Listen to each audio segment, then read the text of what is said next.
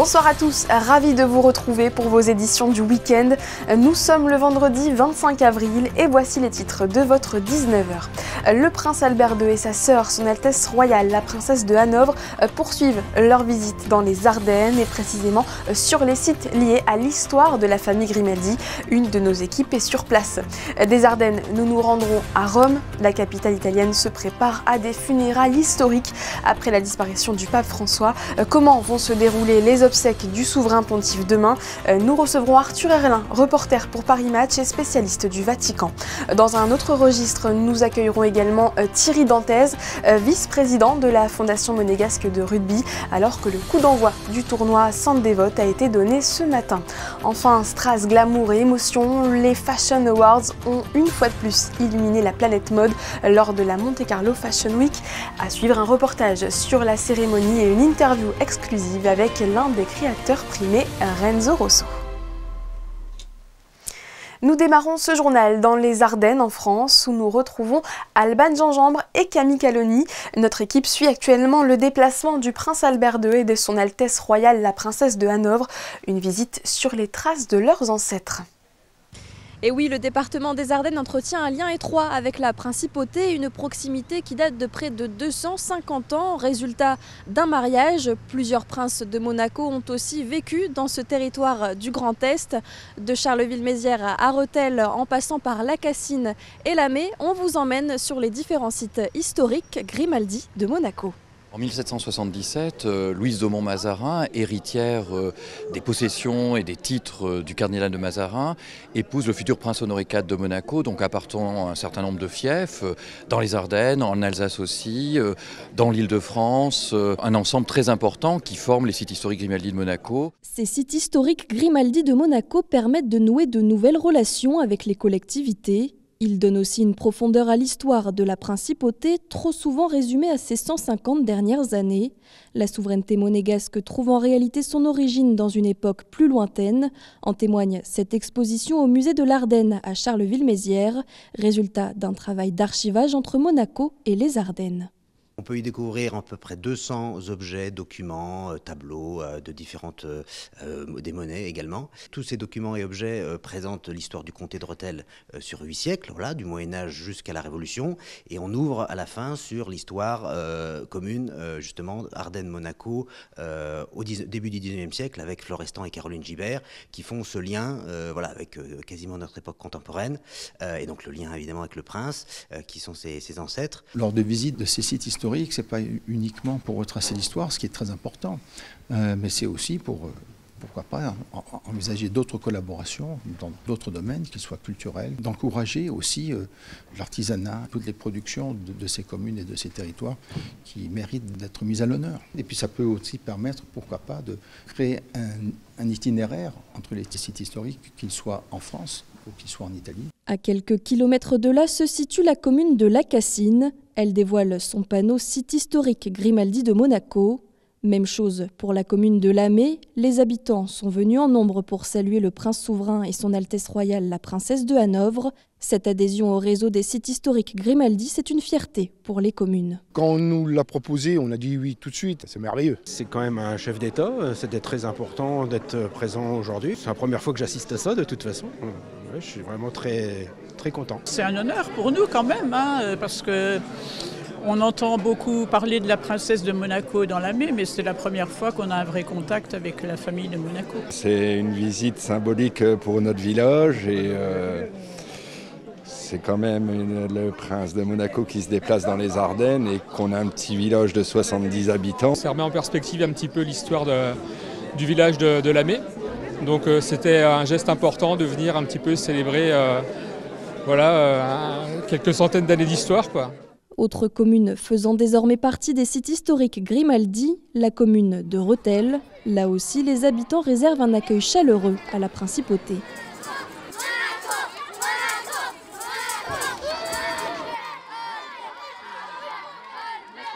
C'était vraiment d'une très grande chaleur et Serline et moi-même ont été très touchés par cet accueil. Et il y avait d'ailleurs une dame avec laquelle nous avons échangé un peu plus longuement qu'avec les autres, puisqu'elle Elle a tenu un magasin dans la ville de Liesse, de Notre-Dame de Liesse, qui est à 3 km de notre propriété de marché dans l'Aisne, mais il y avait d'autres personnes avec qui il y a eu des échanges. Des jeunes supporters de l'AS Monaco. Ah oui, il y avait... Ça fait très plaisir. Lors d'une prochaine visite dans les Ardennes, Son Altesse Sérénissime se rendra dans les communes de Château-Porcien et Harnicourt. Et des séquences inédites de ce déplacement dans les Ardennes seront à retrouver très prochainement dans un plus long format sur Monaco Info. Le prince Albert II, accompagné de son épouse, la princesse Charlène, sera demain, comme de nombreux souverains et chefs d'État, présents à Rome pour les obsèques du pape François, décédé à 88 ans des suites d'un AVC. Pour tout savoir sur le déroulé de cet événement exceptionnel, nous avons contacté Arthur Herlin, reporter pour Paris Match et spécialiste du Vatican, actuellement à Rome, dans le joli décor de l'église Saint-Louis des Français. Bonsoir Arthur Herlin. Bonsoir. De nombreux dirigeants du monde entier sont attendus, dont le prince Albert II, Emmanuel Macron, Donald Trump, Volodymyr Zelensky seront également présents. Pour ce qui est des fidèles, les autorités s'attendent à plus de 200 000 personnes sur place. Cela prouve que le pape est toujours une personnalité emblématique, fédératrice. Bien sûr, et plus que jamais lors de ces funérailles où déjà les hommes et les femmes mettent de côté leur division, si je puis dire. Donc on va avoir des chefs d'État qui ne s'entendent pas forcément. Je veux dire, Zelensky avec Trump, on sait ce que ça a donné leur dernière entrevue à Washington. Là, normalement, on espère, en tout cas j'ai entendu des prélats dire qu'on espère qu'il n'y aura pas d'embrouille, si je puis dire, et que tout se passera bien et qu'on sera rassemblés autour du cercueil du pape François qui était finalement qui faisait l'unanimité, qui était aimé au-delà même de sa vision politique sur les migrants ou sur l'approche de la liturgie, etc. Tout le monde est d'accord, c'est quelqu'un qui était humainement remarquable, qui avait une spontanéité, un naturel et une chaleur humaine qui vraiment unifiait tout le monde et mettait tout le monde d'accord. Et les funérailles se dérouleront en plusieurs phases, avec d'abord une messe sur la place Saint-Pierre au Vatican. Oui, tout à fait. Il y aura une messe sur la place Saint-Pierre. On a déjà eu le livret de messe, donc ça sera normalement très beau, malgré le fait que ça a été légèrement dépouillé, puisque le pape François, dans ses dernières volontés, dans son testament, a voulu que le protocole, la liturgie soit un peu moins soigné, un peu moins élaboré, puisqu'il voulait être enterré comme un serviteur. Il l'a dit dans sa biographie au mois de janvier, mais il l'a redit aussi dans son testament. Il veut être un serviteur. Il veut pas qu'on se souvienne de lui comme un monarque. Et c'est ce qu'il a laissé d'ailleurs dans son pontificat comme impression. C'était quelqu'un qui était vraiment très proche avant toute chose des pauvres. Là d'ailleurs, dans la dernière phase, puisque donc il y aura effectivement cette phase de messe, puis il y aura une procession de 3-4 km vers Sainte-Marie-Majeure, cette basilique pontificale qui est dans un quartier très populaire de Rome, mais qui est très fastueuse, très très belle. Il sera d'ailleurs enterré dans la chapelle qui est peut-être la plus luxueuse du monde chrétien. C'est une chapelle qui appartient à une grande famille italienne, et on y voit tous les marbres, toutes les pierres précieuses, mais il n'est pas là pour ça. Il n'a pas demandé à être enterré là pour ça.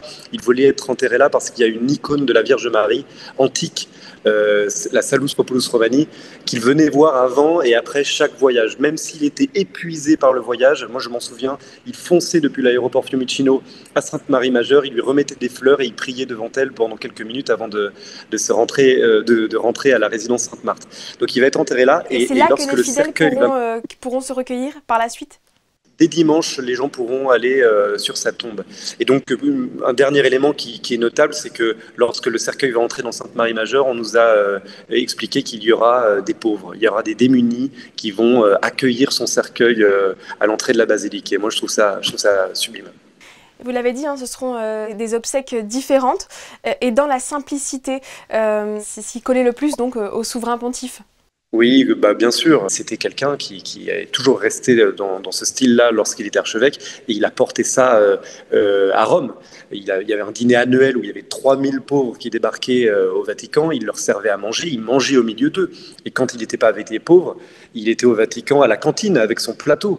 Il faut imaginer le pape qui vient avec son plateau au milieu des ouvriers. Moi, j'ai eu un témoignage récent d'un prélat chilien qui m'a dit on est venu à Rome, à la résidence Sainte-Marthe où vivait le pape François, à son invitation. On a déjeuné avec lui dans la cantine. Il a offert à tous les prêtres des chapelets tous les prêtres sont sortis au terme du déjeuner, puis il y en a un d'eux qui a oublié son chapelet. Il a couru à la cantine pour le récupérer, et là, il tombe sur le pape François qui a retroussé ses manches et qui empile les assiettes. Voilà ce que c'était le pape François. Enfin, un mot sur l'après. Qui succédera au pape François? C'est la question que tout le monde se pose. Oui, alors je me la pose aussi. Il y a des hommes qui se distinguent, il y a des faiseurs de pape surtout, c'est-à-dire qu'il y a des hommes qui vont être véritablement écoutés. Je pense notamment au cardinal Parolin, qui est l'actuel secrétaire d'État, qui était le bras droit du pape François, qui est aussi pressenti pour lui succéder, parce qu'il a à la fois cette continuité du style de François, et en même temps il est un peu moins imprévisible, un peu plus déjà il est européen, donc il connaît mieux les grandes questions qui secouent l'Europe et à travers l'Europe le monde. Il y a évidemment Aveline parmi les Français, le cardinal Aveline de Marseille, qui pourrait être un successeur naturel de François si les cardinaux étaient nostalgiques et voulaient se consoler de la perte de François et poursuivre cette aventure de pasteur proche du peuple. Aveline est un personnage qui pourrait tout à fait convenir. Et puis vous avez des hommes un peu plus outsiders, mais qui pourraient faire la surprise, comme le cardinal Arborelius, qui est l'archevêque de Stockholm, et qui est un carme. Les carmes sont des prieurs d'abord, ce sont des contemplatifs, c'est des hommes qui prient du matin au soir. Et Arborelius, c'est quelqu'un qui est âgé, mais qui pourrait mettre de côté les questions politiques et remettre la prière et la liturgie, tout ça au premier plan. Merci Arthur Herlin d'avoir partagé votre expertise sur notre antenne. La cérémonie des obsèques sera à suivre sur Monaco Info dès 9h45 avec aux commentaires Geneviève Berthy et l'abbé Olivier Mathieu. Tout autre chose à présent, le tournoi Sainte-Dévote s'est ouvert aujourd'hui jusqu'à demain. Les jeunes joueurs de moins de 12 ans s'affronteront sur la pelouse du stade Louis II lors de cette compétition internationale de rugby à 7. Avant de recevoir le vice-président de la Fédération monégasque de rugby, je vous propose de découvrir les temps forts de cette première journée dans ce sujet de Frédéric Hélion et Jean-Alexandre Dordet. C'est le plus gros tournoi de rugby à 7 au monde pour les jeunes de moins de 12 ans. La 13e édition du tournoi Sainte-Dévote, organisée par la Fédération monégasque de rugby en partenariat avec la Fondation Princesse Charlène de Monaco, a débuté ce matin au stade Louis II. Rendez-vous dès 9h avec une initiation au rugby pour 160 jeunes scolaires de 4 classes de 6e du collège Charles III et 3 classes de FANB. On a fait quelques tours de terrain, après on a fait toutes les activités. Je les ai tous faits, ils m'ont tous plu à peu près. Et j'ai beaucoup aimé celui où on devait tirer. On se fait plaisir, on rencontre des gens et on s'amuse, on rigole. Place ensuite à un joli moment de transmission et de partage entre les scolaires et 145 personnes en situation de handicap, les ateliers Rugby pour tous, avec 18 associations allant de Menton à Fayence. L'association, c'est la FPJR. L'établissement que je représente, c'est l'IEPS de Saint-Jeannet. On est un IME qui accueillons 60 jeunes en situation de déficience intellectuelle sur de l'apprentissage professionnel principalement. Et aujourd'hui, j'ai emmené 8 jeunes avec moi qui ont participé à des cycles de rugby mis en place par la Fédération monégasque de rugby tout au long de l'année. Et la finalité de ce projet-là, c'est la participation ce matin aux ateliers inclusifs sur le stade Louis II. Là, on est parti sur du rugby, on fait plusieurs ateliers et voilà, on fait du rugby. Est-ce que ça te plaît et si oui, pourquoi ? Oui, ça me plaît parce que comme ça, on s'entraîne, on est en forme et puis voilà. Le tournoi Sainte-Dévote, c'est un rendez-vous sportif, convivial et inclusif. 1 minute de silence a été respectée en hommage au pape François avant la cérémonie d'ouverture à 14h, en présence de la princesse Charlène et des 24 équipes venues du monde entier. 21 pays, différentes cultures, différents styles de rugby, mais des valeurs communes. Les premiers matchs se déroulent sous un grand soleil avant le dernier temps fort de la journée. Le trophée Sainte-Dévote, le traditionnel match entre Monaco et Luciana, remporté cette année par Monaco, 7 essais à 0.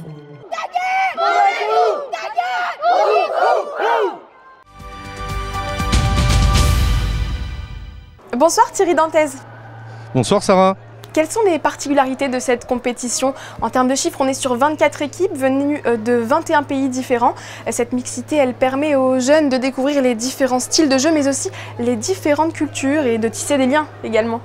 Exactement, vous avez tout dit, puisque notre objectif, c'est aussi d'en faire des hommes ouverts au monde et de leur faire découvrir différentes cultures bien au-delà du rugby.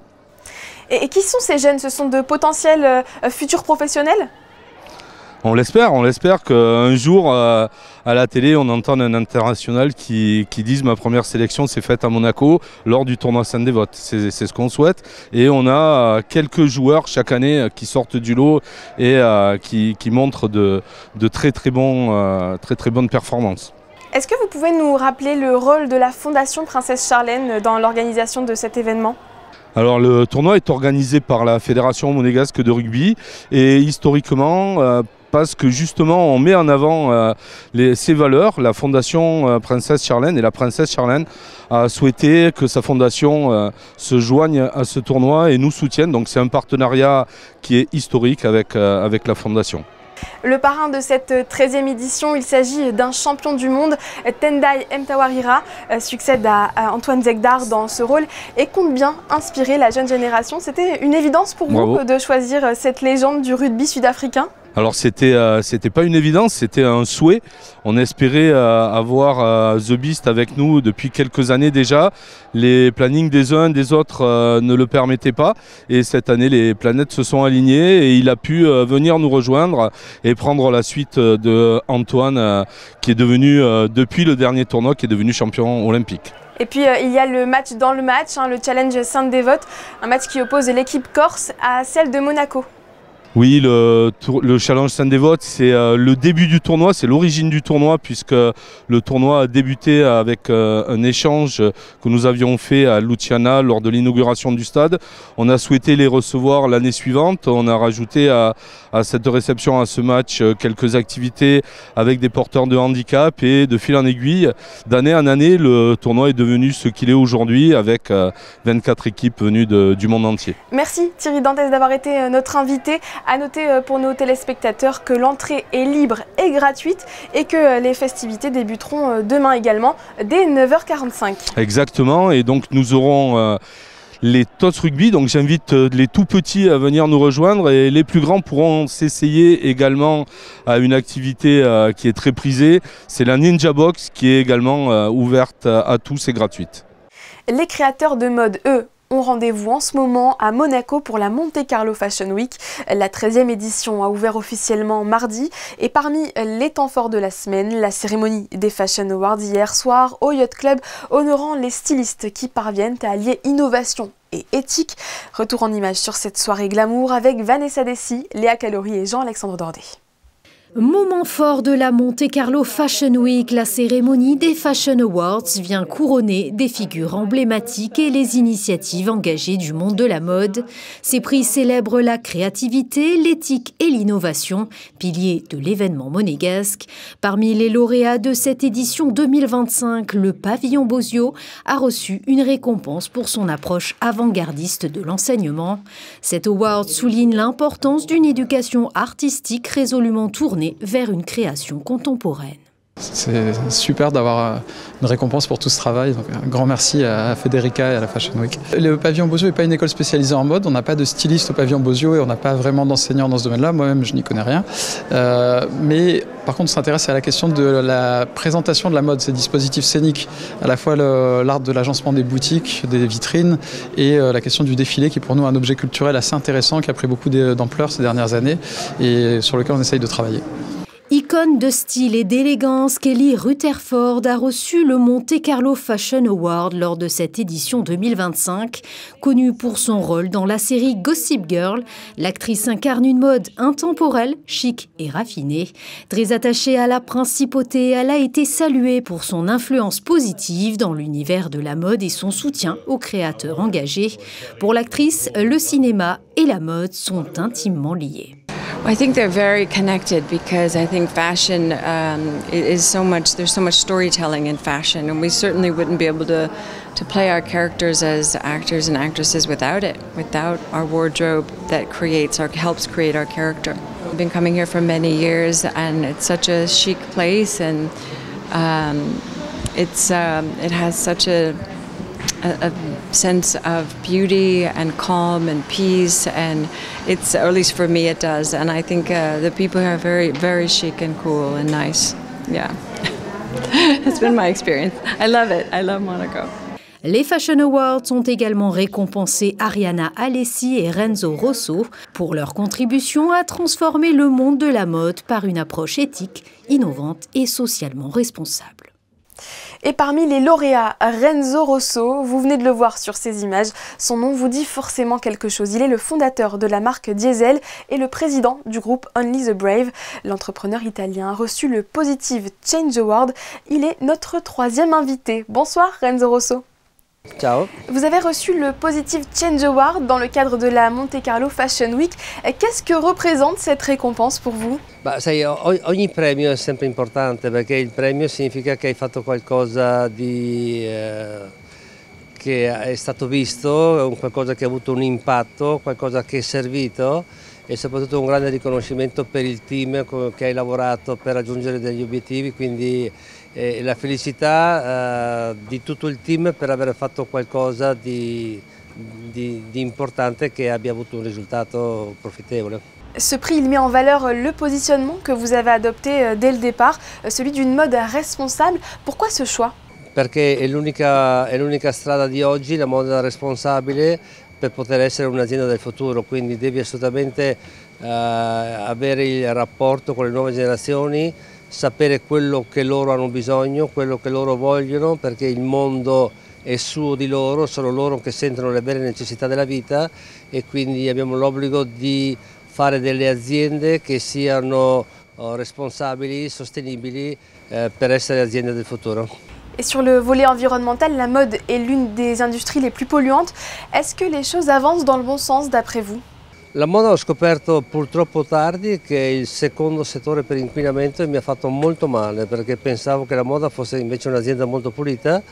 Oggi stiamo veramente lavorando molto, faccio parte di diverse associazioni proprio per riuscire a fare per tutte le nostre aziende ad impatto zero e abbiamo firmato anche un documento per Fashion Pact del quale facciamo parte, un'associazione francese fondata da Messier Pinot di Kering e per il 2030 dovremmo essere impatto zero.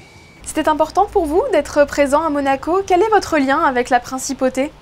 Monaco per me è speciale perché ero grande amico di Stefano Casilaghi, sono amico della vostra famiglia reale, ho vissuto qui in questo paese, è sempre qualcosa di molto magico, per cui ricevere un riconoscimento in questa città particolare che fa parte della mia storia, della mia vita, per me oggi è un giorno speciale. Cet événement est aussi l'occasion de rencontrer des créateurs locaux. Quel regard vous portez sur la mode monégasque? È difficile fare moda a Monaco perché per fare la moda hai bisogno di tanto artigianato oggi, c'è bisogno di molta tecnologia, ci sono bisogno di trattamenti, di mettere insieme tessuti diversi, materiali diversi, trims diversi, per cui in una piccola città dove è un mondo molto urbano c'è molto poco di tutto questo che in Italia è molto più facile da fare. Merci Renzo Rosso d'avoir été présent sur notre antenne. Grazie a voi. Son nom est moins connu, pourtant son rôle est tout aussi moteur au sein d'Only the Brave. Arianna Alessi, l'épouse de Renzo Rosso, est vice-présidente de la fondation. Elle incarne l'engagement solidaire entre mode et action humanitaire. Portrait d'une femme qui met le style au service du sens. Vanessa Dessy sur des images de Massimo Piantoni. Engagée, discrète et visionnaire, Arianna Alessi incarne le cœur solidaire du groupe OTB. Vice-présidente de la fondation, elle pilote les actions humanitaires du groupe fondé par son mari, Renzo Rosso.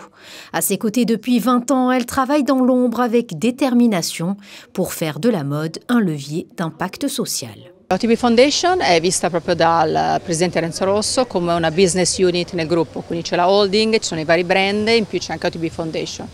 Quindi siamo visti proprio come una vera e propria società, diciamo così. È importante quello che fa la Fondazione per il gruppo, perché noi siamo proprio da stimolo nella riflessione di alcuni temi. Tutti i progetti in cui investiamo cerchiamo anche di portarli all'interno delle aziende, il che significa che raccontiamo quello che facciamo ai nostri dipendenti. Pour elle, style et solidarité vont de pair. Ariana Alessi multiplie les projets au service des plus fragiles. Accès à l'éducation, reconstruction post-catastrophe, soutien aux femmes. Sous son impulsion, la Fondation intervient dans le monde entier. Une élégance au cœur fidèle à la philosophie d'OTB, faire la différence autrement. Penso che oggi qualsiasi settore è obbligato a fare qualcosa di sociale, te lo richiede il cliente stesso, per cui il profit e il no profit adesso stanno andando a braccetto e quindi quando fai qualcosa di profit è inevitabile che tu devi collegare al trattare bene i tuoi dipendenti, al gender gap, quindi lavorare anche alla certificazione della parità di genere, quindi riuscire a portare le donne a ricoprire dei ruoli importanti, che fortunatamente in OTB sono veramente tante le donne che ricoprono ruoli importanti. E poi avere un impatto sociale diretto nell'ambiente in cui lavori e dove anche hai i tuoi fornitori magari. Ariana Alessi rappelle donc que derrière les podiums, la mode peut être un moteur de changement. Dans l'actualité sportive également, du football et la SMFC qui se déplace demain soir au Havre en championnat. Sur le papier, cela ressemble à une promenade de santé pour les Monégasques, mais dans les faits, les Havrais, 16e au classement, ne devraient pas se laisser faire. Loin de là, puisqu'ils jouent leur avenir en Ligue 1. Pour Monaco, l'enjeu est européen. Écoutez le gardien de but des Rouges et Blancs, Philippe Cohn, ce matin en conférence de presse. I mean, it was a perfect example how to finish a season. Overall, we were very strong as a team, and yeah, the results were very positive. Yeah, I hope we can continue in the last games like this.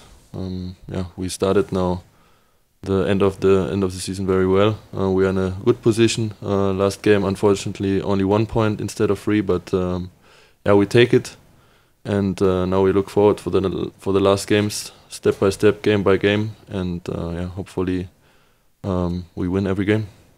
I think for all of the teams, end of the season is always very decisive, and yeah, we are playing for the Champions League. They are playing for relegation. At the end, both of the teams wants to win the game, and yeah, we prepare us for a good fight.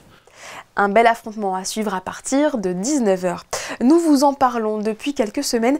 Les affiliés de l'association Fightheads Monaco, portée par la princesse Stéphanie, ont participé à un projet artistique mené par Jordan Sager. Après plusieurs ateliers avec l'artiste, ils ont exposé jeudi leur travail à la Camille Art Gallery, située en face du Grimaldi Forum. Fabien Bonnia et Alexandra Marangoni ont couvert pour nous le vernissage de l'exposition. Regardez. Vous connaissez peut-être les lignes emblématiques de Jordan Sager. Eh bien, 5 affiliés de l'association Fightheads Monaco ont participé à une belle aventure, collaboré avec cet artiste urbain de renom. Depuis début mars, 5 ateliers ont été organisés dans les locaux ou hors les murs pour s'imprégner de ces 3 lignes de courbes entrelacées. 1 mois et demi plus tard, une exposition commune est née à la Camille Art Gallery. L'inauguration s'est déroulée jeudi en début de soirée en présence de la princesse Stéphanie, entourée de nombreux invités. Le résultat est fantastique et les affiliés ont été vraiment très heureux. Au début, ils étaient très anxieux, non, on ne va pas y arriver, c'est trop dur. Et finalement, on a une très belle exposition. Le contact avec Jordan était très facile. Il a pu leur donner cette énergie et l'envie de travailler. Je suis content. Je suis content parce que je revois les affiliés que j'ai vus plusieurs fois. Et on a quand même créé des liens. Et de voir concrètement, ça y est, après tout ce qu'on a fait, tout le travail qui a été fait, de voir Enfin, moi, je trouve ça... ouais, ça me rend heureux. Je trouve que c'est une expo qui se regarde, qui se parcourt avec... on ne s'ennuie pas. Et je suis content d'être dedans, du coup. L'exposition est scindée en 2. Une partie avec les toiles du street artiste et l'autre partie avec les œuvres des affiliés qui se sont basées sur les lignes et les courbes de Jordan Sager, tout en y rajoutant leur propre style. Je suis très fière qu'avec mes camarades, on ait fait ces petits carnets, des créations et très contente. On ressent beaucoup de fierté et puis c'est aussi l'aboutissement d'une grosse mobilisation de notre part, nous les affiliés de l'association. C'est très thérapeutique l'art, hein. On débranche le cerveau et on prend ce qui vient sans réfléchir. C'est ça qui nous fait du bien. Lors de cette exposition, des carnets confectionnés par les affiliés étaient à la vente à 50 € l'unité. Chaque carnet comprenait un ticket de tombola et le chanceux élu est reparti avec cette œuvre de Jordan Saget. Et si vous voulez découvrir cette exposition commune, vous avez jusqu'au 12 mai pour vous rendre à la Camille Art Gallery, située dans le quartier du Larvoto. Ce journal touche à sa fin. Merci à tous de l'avoir suivi. Nous le clôturons avec les photos de Frédéric Nébinger sur l'exposition que vous venez de découvrir. Dans un instant, votre météo présentée par Christine Datomel. Et puis, restez bien avec nous pour l'après-JT, votre rendez-vous chaque vendredi. Nous nous sommes intéressés cette semaine à une discipline en plein essor, l'Aerox, un mélange de course à pied et d'exercice physique qui fait de plus en plus d'adeptes en principauté et notamment chez les carabiniers du Prince. A tout de suite.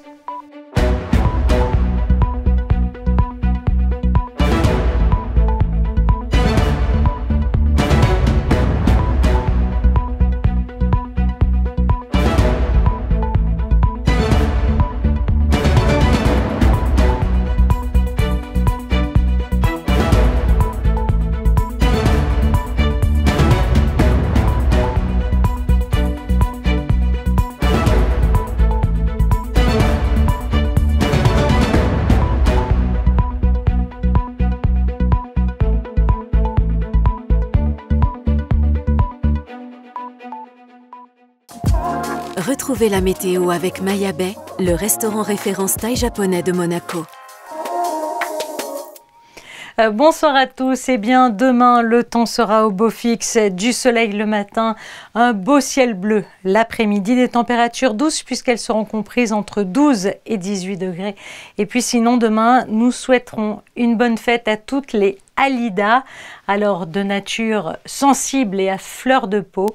Les femmes qui portent le prénom Alida sont réputées pour être courageuses et déterminées. C'était la météo avec Maya Bay, le restaurant référence thaï japonais de Monaco.